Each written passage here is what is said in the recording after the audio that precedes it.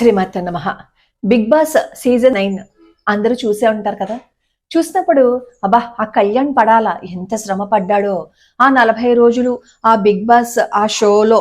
అంటే నేను దాన్ని చూడలేదు, నాకు అసలు దాని గురించి తెలియదు. కానీ ఆ షోకి వచ్చిన ఆ పేరు, అలాగే కళ్యాణ్ పడాలా అంట అతను ఎవరో విన్నర్ అయ్యారు.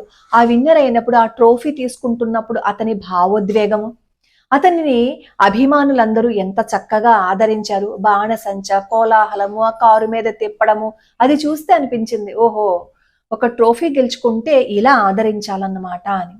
మరి జూన్ నెలలో జ్యోతి ఎర్రాజీ అనే అమ్మాయి మన భారతదేశానికి బంగారు పతకాన్ని సాధించింది. దక్షిణ కొరియాలో జరిగిన ఈ ఏషియన్ అథ్లెటిక్స్ లో పాల్గొని 100 మీటర్ల పరుగు పందెం విభాగంలో ఆ 100 మీటర్ల ఆ దూరాన్ని 12.59 సెకండ్ల వ్యవధిలో దాన్ని అధిగమించగలిగింది. దాదాపుగా 27 సంవత్సరాల వరకు ఉన్న ఆ ఏదైతే రికార్డు ఉందో ఆ రికార్డుని ఈవిడ బద్దలు కొట్టారు. ఆ అమ్మాయి ఆంధ్రప్రదేశ్కి చెందిన విశాఖపట్నంలో ఒక చిన్న ఊర్లో ఉన్నారు. అమ్మాయి మిడిల్ క్లాస్ ఫ్యామిలీ. వాళ్ళ నాన్నగారేమో సెక్యూరిటీ గార్డ్, వాళ్ళ అమ్మగారు గృహిణి. ఈ అమ్మాయికి కూడా చిన్నప్పటి నుంచి ఆటల మీద మక్కువ ఎక్కువ. ఎన్నో సార్లు ఆవిడ కూడా కష్టపడి ఎన్నో పోటీల్లో పాల్గొన్నారు, ఎన్నో పథకాలు సాధించారు. ఆ అమ్మాయి అంత కృషి చేస్తున్నప్పుడు కూడా మనకు అలవాటే కదా, ఎవరైనా ఒక మంచి పని చేస్తున్నప్పుడు ఇది అన్నా సాధిస్తావా, నీ మొహానికి ఇది ఎందుకు, అందులోనూ ఆడపిల్లవి నీకు ఇవన్నీ అవసరమా అంటూ తిరస్కారాల మధ్యే ఆ అమ్మాయి ఎదిగారు. అలా ఎన్నో మెడల్స్ సాధించి ఎంతో కష్టపడి పైకి వచ్చారు. అలా చుట్టుపక్కల ఎంతమంది ఆ అమ్మాయిని వెనక్కి లాగుతున్నా తల్లిదండ్రులు మాత్రం ఆ అమ్మాయిని ప్రోత్సహించారు. చివరికి మొన్న 2025 మే జూన్లలో జరిగిన పోటీలలో భారతదేశానికి బంగారు పతకాన్ని తీసుకొచ్చారు. ఇప్పుడు సామాజిక మాధ్యమంలో వైరల్ అవుతున్న వీడియో థాయిలాండ్లో 2023లో జరిగిన ఈ అథ్లెటిక్స్ అన్నమాట. అది ఇప్పుడు ఎందుకు వైరల్ అవుతోంది అనేది తెలియదు, కానీ అప్పుడు కూడా అక్కడ అమ్మాయి ఆ పోటీల్లో పాల్గొంటున్నప్పుడు అక్కడ ఎవరు స్టేడియంలో లేరు. ఎందుకంటే ఆ రోజు వర్షం కురిసింది. ఆ అమ్మాయిని ఉత్సాహపరచడానికి కానీ ఉత్తేజపరచడానికి కానీ వెనకాల కేకలు కానీ ఆ అమ్మాయికి ప్రోత్సాహకరంగా మాటలు కానీ ఏం వినిపించలేదు. కానీ అంత అనుకూల పరిస్థితులు లేకపోయినప్పటికీ ఆ అమ్మాయి మన భారతదేశానికి పతకాన్ని సాధించింది. సాధించిన తర్వాత మన భారతదేశానికి వచ్చినప్పుడు కూడా ఆ అమ్మాయికి ఘన స్వాగతం ఎవరూ పలకలేదు. మొన్న 2025లో కూడా మళ్ళీ మన భారతదేశానికి పతకాన్ని సాధించి పెట్టింది. అయినా సరే ఆ అమ్మాయికి పెద్దగా గుర్తింపు కూడా లేదు. ఇప్పుడు నా బాధ అంతా ఏంటంటే మన దేశానికి ఇంత గొప్పగా వాళ్ళు పతకాలని తెచ్చిపెడుతున్నప్పుడు అలాంటి వాళ్ళని గుర్తించకపోవటం ఎవరు చేస్తున్న తప్పు ఒకసారి ఆలోచించండి. అలాగే మొన్న ప్రగతి గారు 40 ఏళ్ల వయసులో మన భారతదేశానికి బంగారు పతకాన్ని తీసుకొచ్చారు. కనీసం ఆవిడ బంగారు పతకాన్ని తీసుకొచ్చినప్పుడు ఆ సినీ మాధ్యమంలో కూడా పెద్దగా ఎవరు స్పందించలేదు, ఆవిడ గురించి మాట్లాడలేదు. ఆవిడ వర్కౌట్స్ అవన్నీ చేస్తున్నప్పుడు ఆవిడని చాలా మంది నిందించారు, వెనక్కి లాగారు. కానీ నిశ్శబ్దంగా తన ప్రయాణాన్ని సాగిస్తూ ఒక గొప్ప విజయాన్ని సాధించారు.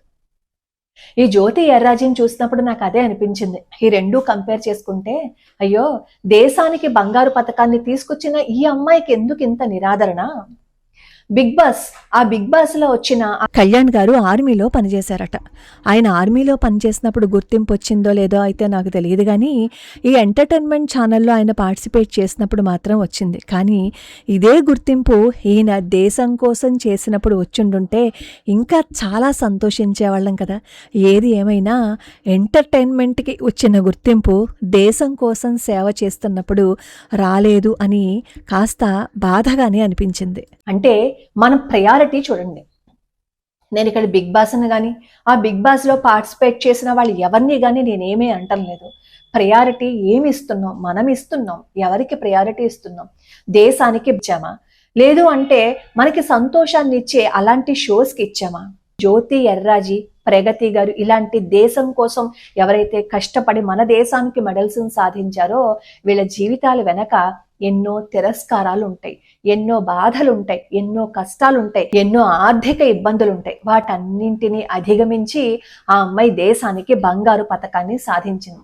ఆ అమ్మాయికి వచ్చిన ఆ విజయం ఒక్క రాత్రిలో రాలా, కష్టపడి సాధించింది.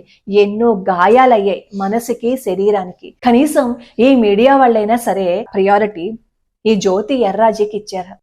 ఈ జ్యోతి ఎర్రాజీకే కాదు, ఈ ఆటల పోటీల్లో పాల్గొన్న ఎవరికి ఇంత గొప్ప ప్రచారం ఉండదు. ఒక ఆడపిల్ల అన్నింటినీ అధిగమించి దేశానికి బంగారు పతకాన్ని తీసుకొచ్చింది. అలాంటి వాళ్ళని గుర్తించాల్సిన బాధ్యత మనకుంది కదా. వినోదాన్ని ఇచ్చేది మనకి సంతోషాన్ని కలిగిస్తుంది, నేను కాదు అని చెప్పటం లేదు. కానీ దేశం కోసం శ్రమపడి ఆ అమ్మాయి బంగారు పతకాన్ని తీసుకొచ్చింది చూసారా, అది మన దేశానికి పేరు తీసుకొచ్చింది. నేను ఎవరిని పేరు పెట్టడం లేదు, కానీ మీడియా వాళ్ళు కూడా దేశం కోసం సేవ చేసేవాళ్ళు, దేశం కోసం పోరాడిన వాళ్ళు, అత్యున్నత స్థానాన్ని అధిగమించిన వాళ్ళని కాస్త గుర్తించి వాళ్ళ మీద కూడా షోస్ అవి పెడితే చాలా బాగుంటుంది. ప్రతి పనికి మాలిన విషయానికి ఒక 100 మందిని తీసుకొచ్చి అక్కడ కూర్చోపెట్టి దాన్ని రచ్చ చేస్తున్నాం కదా. జ్యోతి ఎర్రాజీ మీద ఎంతమంది టీవీ షోస్ చేశారు, ఎంతమందికి తెలుసు. ఇప్పుడు ఆ అమ్మాయి వీడియో వైరల్ అవుతోంది కాబట్టి ఒక్కొక్కటిగా బయటకు వస్తుంది. ఆలోచించండి, ఎవరికి ప్రయారిటీ ఇవ్వాలి, ఎవరిని మనం గుర్తించాలి అనేది.